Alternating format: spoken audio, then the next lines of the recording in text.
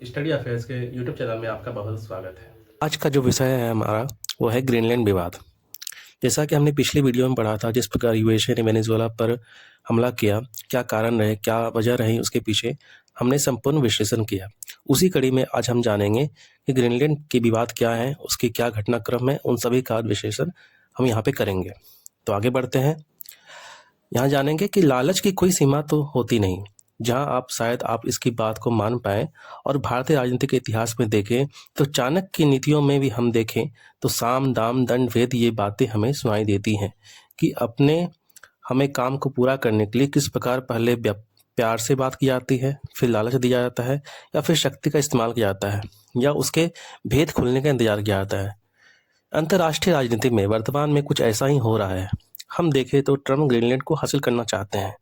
ऐसा वो कई बार बोल चुके हैं। बयान आता है कि अमेरिका की सरकार चाहती है कि ग्रीनलैंड के व्यक्ति को, यानी वहाँ के हर एक व्यक्ति को एक खास अमाउंट देके, यानी $10,000 से 1 लाख डॉलर तक एक बड़ा अमाउंट देके अपने फेवर में ले ले। ऐसी खबरें मीडिया चैनलों से आ रही हैं। अपने आप में ग्रीनलैंड एक स्वतंत्र एवं संप्रभु देश नहीं है, लेकिन उसकी लोकेशन कुछ ऐसी है कि वो आर्कटिक रीजन में आता है, जहाँ पे ये नज़र है उसकी। तो चूंकि वेनेजुएला को अभी हाल ही में जिस तरीके से वहाँ पर अपना सैन्य अभियान किया गया, वहाँ के राष्ट्रपति मादुरो को हिरासत में ले लिया गया, तो खबर है कि ग्रीनलैंड की अगली बारी तो अब नहीं है। यहाँ दो तरीके दिख रहे हैं। पहला, वहाँ सैन्य अभियान या फिर पैसे का लालच दिया जाए, यानी जनमत संग्रह कराया जाए। यहाँ यह ध्यान देने योग्य बात है कि अगर ग्रीनलैंड स्वतंत्र नहीं है तो किन वजहों से नहीं है। यहाँ बयान सिर्फ एक तरफ से नहीं है। डेनमार्क, जहां ग्रीनलैंड पर उनका प्रशासन है, उनकी अपनी रक्षा की नीति हो या फिर विदेश की नीति हो, वहां पर उनका शासन है। ऐसे में डेनमार्क का जब यह हिस्सा है तो डेनमार्क ने कहा कि हम पहले गोली चलाएंगे, सवाल बाद में पूछेंगे कि यहाँ क्यों आए, यानी हमला दोनों तरफ से चल रहा है। अब सवाल आगे यह है कि ग्रीनलैंड के पीछे ट्रम्प का इतना इंटरेस्ट क्यों है। ग्रीनलैंड की अवस्थिति नॉर्थ अमेरिका के बगल में आर्कटिक रीजन में है, जहां से समुद्र के रास्ते अगर कोई जहाज जाता है तो ग्रीनलैंड एक महत्वपूर्ण पड़ाव बन जाता है। सिर्फ इतनी बात नहीं है, ये कई कारकों में से एक है। हम जानते हैं कि 66.5 डिग्री में आर्कटिक सर्कल है और ये ग्रीनलैंड उस रास्ते पर आता है। अगर नॉर्थ अटलांटिक रीजन में रसिया को आना है तो रसिया को इस ग्रीनलैंड के रास्ते से ही गुजरना होगा, यानी इस आर्कटिक क्षेत्र में चीन और रशिया अपनी उपस्थिति लाना चाहते हैं। जैसे जैसे बर्फ पिघल रही है, समुद्री रास्ते तैयार हो रहे हैं। ये क्षेत्र जो बर्फ से ढका हुआ क्षेत्र है, जहां ये बहुत सीमित आबादी यानी 57,000 लोग रहते हैं। ये क्षेत्र और महत्वपूर्ण इसलिए हो जाता है कि यहाँ पर बहुत सारे मिनरल्स हैं जो कि यूएसए चाहता है कि उसका हो जाए, यानी मिनरल्स का लालच यहाँ पे देखने को मिलता है। क्योंकि अगर हम रेयर अर्थ मिनरल्स की बात करें तो ये दुनिया में सबसे ज़्यादा चीन के पास है। लेकिन अब बात यह है कि तीसरे नंबर पे तो हम अमेरिका को देखते हैं, लेकिन बात है कि अमेरिका और चाहता है, यानी उसकी डिमांड और है, यानी दिल मांगे मोर। चीन पे वह डिपेंड है, अभी भी उसको और चाहिए। अब बात करेंगे कि डेनमार्क की। एक समय ऐसा था ग्रीनलैंड डेनमार्क का ही उपनिवेश था। फिर उसके बाद हुआ कि डेनमार्क ने इसको स्वायत्तता देनी शुरू की। पूर्ण स्वायत्त नहीं है, लेकिन बहुत हद तक यह स्वायत्त है। कुछ मामलों को छोड़कर यहाँ पर वह अपनी सरकार चला रहे हैं, लेकिन लोग बहुत ही लिमिटेड हैं। यहाँ पर वह रहने की जगह नहीं है उस हिसाब से, क्योंकि यह वर्ष भर बर्फ से ढका रहता है, मौसम अनुकूल नहीं रहता है। हमने यह जाना कि अमेरिका को ग्रीनलैंड क्यों चाहिए।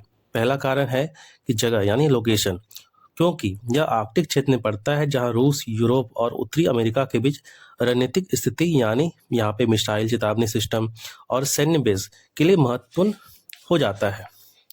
दूसरा कारण वहाँ की संसाधन, यानी रिसोर्सेज, जिसमें रेयर अर्थ मिनरल्स, तेल, गैस और भविष्य की खनन संभावनाएं देखने को मिलती है। तीसरा जो है कारण, आर्कटिक क्षेत्र पर कंट्रोल, यानी जलवायु परिवर्तन से नए समुद्री रास्ते खुल रहे हैं।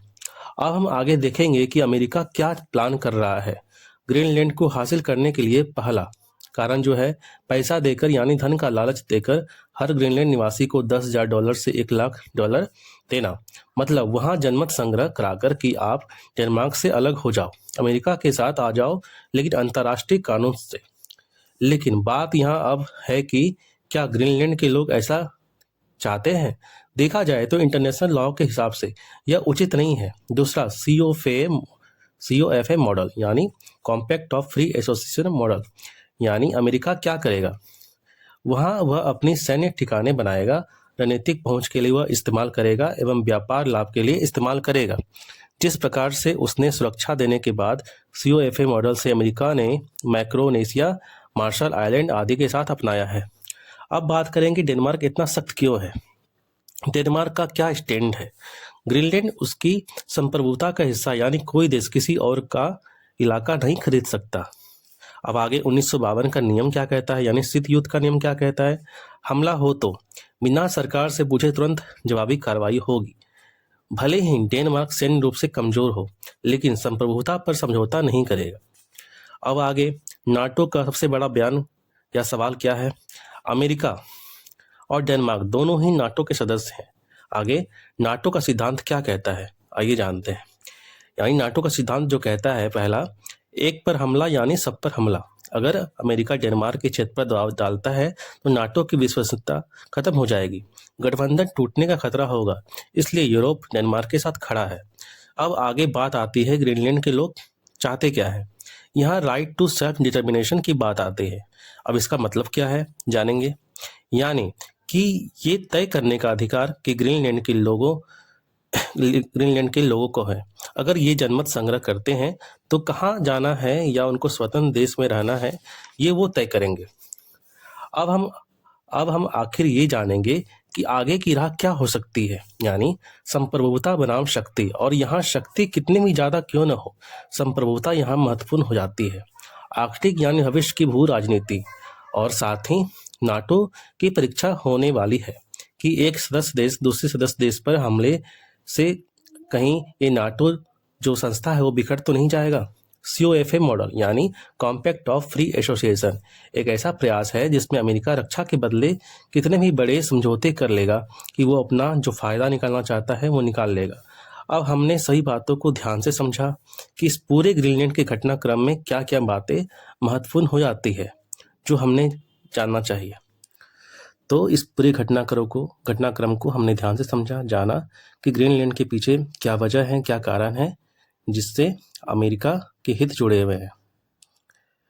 तो आपको बताइए आपको ये वीडियो कैसा लगा। अपने जो कमेंट्स है, रिव्यू है, अपने इस रिव्यू को कमेंट्स में शेयर करें और ज़्यादा से ज़्यादा लोगों तक शेयर करें ताकि इस पूरे घटनाक्रम को सभी जान पाएँ। अंत में आप सबों को धन्यवाद।